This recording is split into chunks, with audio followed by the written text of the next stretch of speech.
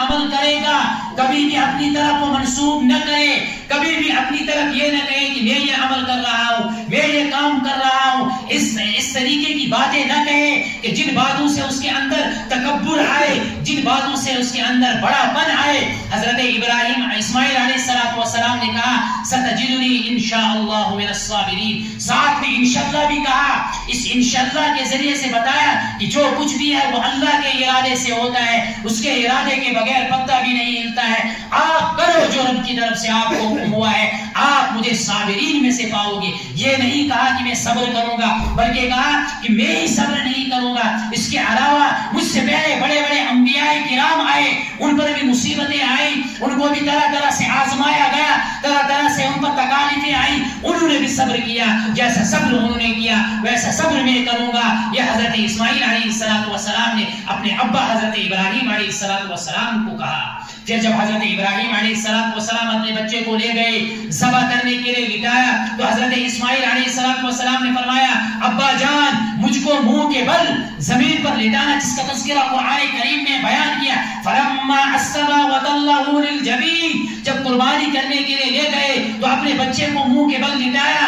حضرت اسماعیل علیہ السلام نے فرمایا ابا جان اگر آپ مجھے منہ کے چٹ لٹاؤ گے، یعنی چہرہ اوپر رکھو گے، تو ممکن ہے کہ جو والد کی محبت، والد کی شفقت ہے وہ امڑ آئے گی، وہ جوش مارے گی، اور اس کے ذریعے سے رب تعالیٰ کے حکم میں کوئی کمی آئے گی۔ رب تعالیٰ کا حکم ممکن ہے اس میں اس کی ادائیگی میں کوئی کمی رہ جائے گی۔ ایسا مت کرو، بلکہ مجھے زمین پر چہرے کے بل لٹاؤ تاکہ گردن پر چھری چلاؤ، اور چھری کو تیز کرو کہ جب چھری کو چلاؤ گے یہ جلدی سے چلے تاکہ میری گردن جلدی کٹ جائے۔ حضرت ابراہیم علیہ السلام نے اپنے بچے کو زمین پر چہرے کے بل لٹایا اور لٹا کر ان کی گردن پر چھری چلانے لگے، لیکن رب تو آزمانا چاہتا تھا۔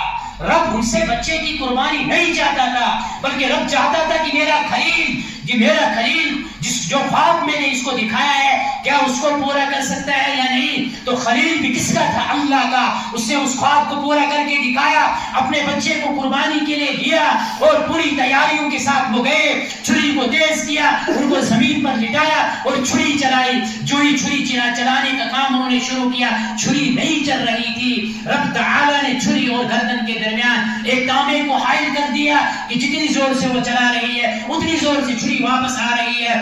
ایسا کرتے رہے تب تک رب کی طرف سے آواز آئی وَنَادَيْنَاهُ أَن يَا إِبْرَاهِيمُ، رب نے اس کو پکارا اے ابراہیم قد صدقت الرؤیا، تو نے اپنے خواب کو سچ کر دکھایا، تو نے اس چیز کو سچ کر دکھایا جو میں نے تجھ کو خواب میں دکھایا۔